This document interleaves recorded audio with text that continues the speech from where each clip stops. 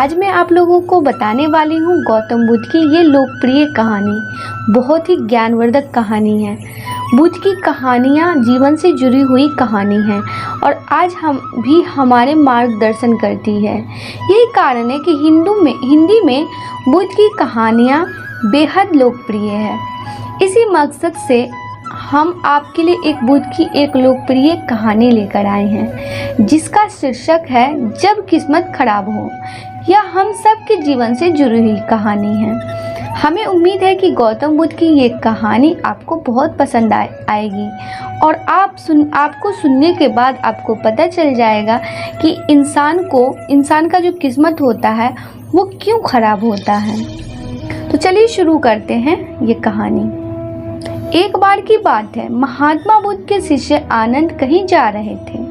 रास्ते में उन्हें देखा कि एक अधेड़ व्यक्ति एक चट्टान पर बैठा रो रहा है।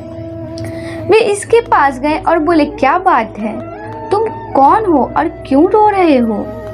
आनंद की बात सुनकर उस व्यक्ति की सिसकियां थम गईं।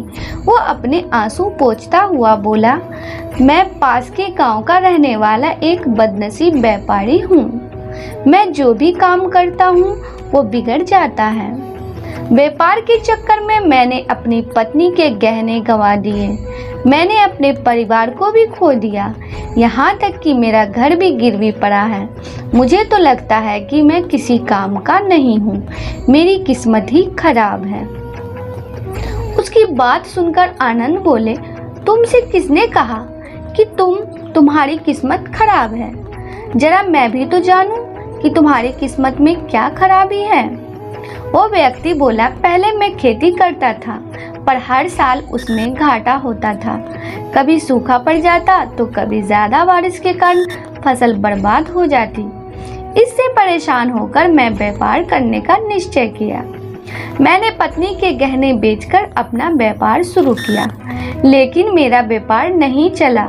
शुरू में परिवार वालों ने मेरा साथ दिया, लेकिन जैसे जैसे मुझे नुकसान होने लगा मेरे परिवार वाले भी मुझसे दूर हो गए। मैं ये सब उनके लिए ही कर रहा था, लेकिन अब वे लोग मुझे देखकर नजरें फेर लेते हैं और मुझे ही मेरे परिवार की दुर्दशा का जिम्मेदार ठहराते हैं। उस व्यक्ति ने एक लंबी सी सांस ली और फिर बोला, मेरा एक मित्र है, उसने भी मेरे साथ अपना व्यापार शुरू किया था। उसका व्यापार अच्छा चल रहा है। वह जब भी मेरे घर आता है तो अपनी सफलता की कहानियाँ सुनाता है। उसकी बातें सुनकर मेरे घर वाले भी कहते हैं कि उसे देखकर और कुछ सीख। हमें तो लगता है कि तेरे बस का कुछ भी नहीं है। उन लोगों की बातें सुनकर अब तो मुझे भी लगने लगा है कि शायद मेरे बस का कुछ भी नहीं है। अब तो मुझे अपना जीवन ही व्यर्थ लगने लगा है। मेरे मन में ख्याल आता है कि अपना जीवन समाप्त कर लूं। मैं यहाँ आया भी इसी इरादे से था, लेकिन हिम्मत नहीं कर पाया। इसलिए यहाँ एकांत में मैं बैठ विलाप कर रहा था। आनंद बोले, ओह, तो ये बात है। वैसे क्या तुम इसके अलावा कुछ और भी कहना चाहते हो? उनकी बात सुनकर वो व्यक्ति बोला, एक और मेरा हर काम खराब हो जाता है। दूसरी ओर मेरा मित्र है जो हर समय मुझे नीचा दिखाने का प्रयत्न करता रहता है। मुझे समझ में ही नहीं आता है कि मैं क्या करूं। आनंद बोले, क्या तुम अपने मित्र की बातें सुनकर दुखी हो जाते हो? जी हाँ, मैं उसकी बातें सुनकर स्वयं दुखी हो जाता हूँ, उस व्यक्ति ने जवाब दिया। आनंद ने पूछा, तुम्हें किस बात का दुख होता है? अपने असफल होने का या फिर मित्र के सफल होने का? उनका सवाल सुनकर वो व्यक्ति एक पल के लिए सोच में पड़ गया।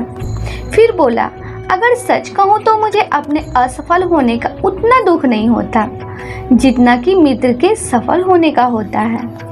अर्थात यदि तुम्हारा मित्र असफल हो जाए तो तुम्हें खुशी होगी?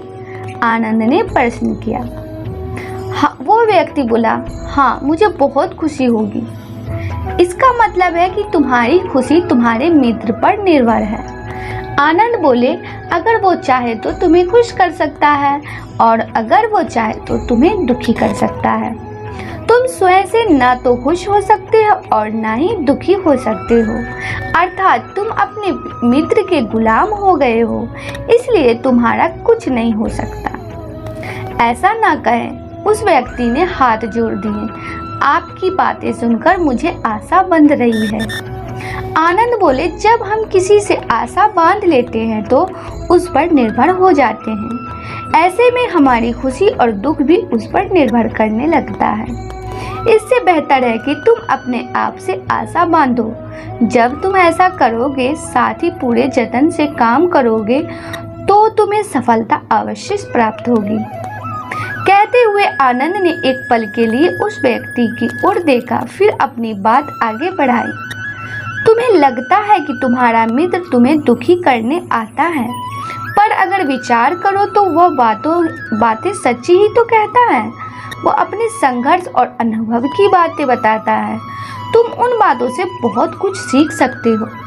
तुम्हें इसलिए उसका धन्यवाद करना चाहिए कि तुम्हें घर बैठे कुछ अनुभव मिल रहे हैं। तुम उन अनुभवों का लाभ उठाओ, नई शुरुआत करो, कर्म करते जाओ, हार मत मानो। एक दिन तुम्हें सफलता अवश्य मिलेगी। आज तुम जिसे अपना बुरा वक्त या बुरी किस्मत कह रहे हो, एक दिन यह बदल जाएगी। इसी के साथ तुम्हारे विचार भी बदल जाएंगे और देखना, जब तुम्हारा अच्छा वक्त शुरू होगा तब तुम्हारा मित्र भी तुम्हें अपनी सफलताओं की कहानियां नहीं सुनाएगा। तब वो अपनी असफलताओं की बातें बताएगा ताकि तुम उसकी बातें सुनकर भ्रमित हो जाओ, तुम्हारा आत्मविश्वास हिल जाए और तुम गलत निर्णय ले सको। लेकिन उस समय भी तुम्हें अपनी बुद्धि का प्रयोग करना होगा। तुम्हारा मित्र जैसे आज तुम्हें दुखी करने आता है, उसी तरह उस समय भी वो तुम्हें दुखी करने आएगा। क्योंकि जिस तरह उसे दुखी देखकर तुम्हें मजा आता है, उसी तरह उसे भी तुम्हें दुखी देखने में उतना ही मजा आता है। वो व्यक्ति बोला, आपने सही कहा, लेकिन मेरा सबसे बड़ा दुख यह है कि मेरे परिवार के लोग भी इसमें शामिल हैं। वास्तव में मैं तो अपने परिवार के लिए अच्छा करना चाहता था, लेकिन वे लोग भी मेरी बात नहीं समझते हैं। वे भी मुझे गलत कहते हैं और अब तो वे मेरे साथ भी नहीं हैं। आनंद बोले, मैं सब समझ गया। तुम चाहते हो, वास्तव में इस दुनिया में सभी लोग चाहते हैं कि हम जब भी कुछ करें तो लोग हमारी प्रशंसा करें, लेकिन आमतौर से ऐसा नहीं होता है।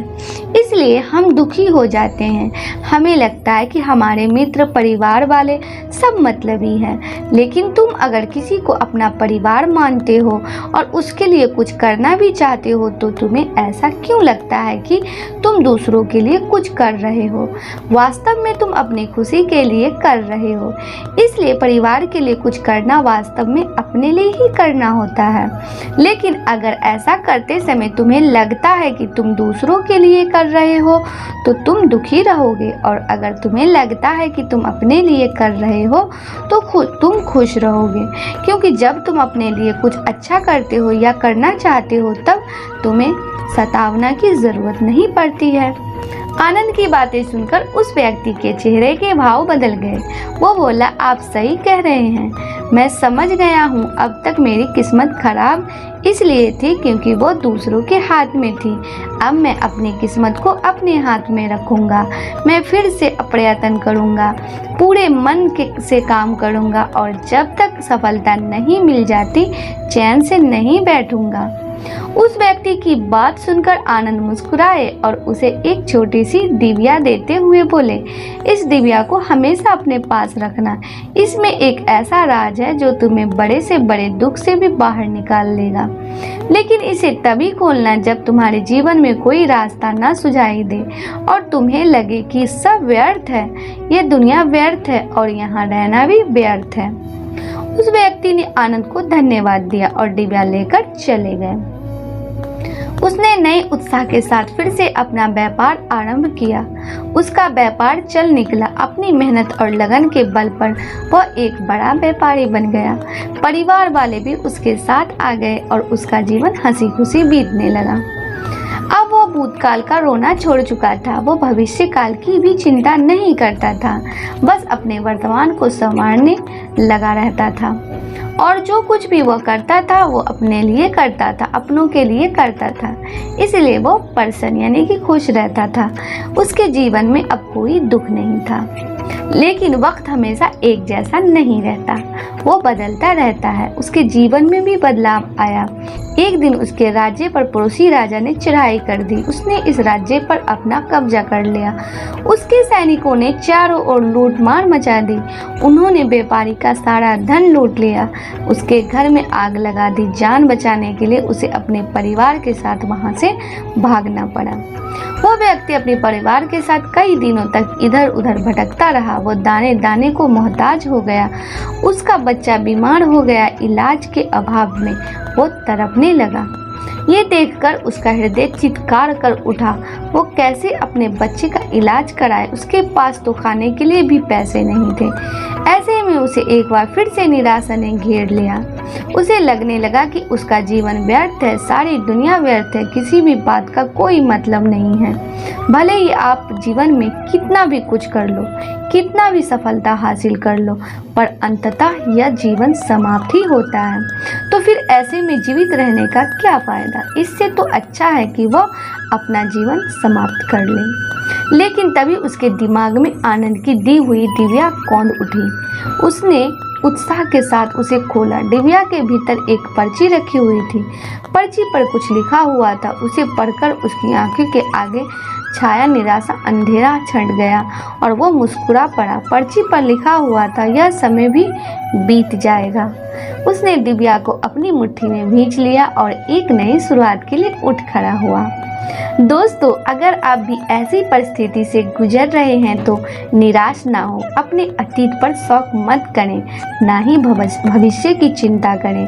अपने वर्तमान को जिएं और उसे बेहतर बनाने के लिए सच्चे मन से प्रयत्न करें। यकीनन जाने जल्द ही आपकी किस्मत बदलने वाली होगी। आप बिल्कुल भी आशा का दामन नहीं छोड़ें। आज के लिए बस इतना ही। दोस्तों, आपको ये वीडियो पसंद आया है तो लाइक करिएगा, दोस्तों को शेयर ज़रूर करिएगा, चैनल को सब्सक्राइब करके बेल आइकन को ज़रूर दबाइएगा ताकि आने वाला वीडियो आपको सबसे पहले मिले। दोस्तों, मिलते हैं अगले वीडियो में। तब तक के लिए goodbye and thanks for watching my video.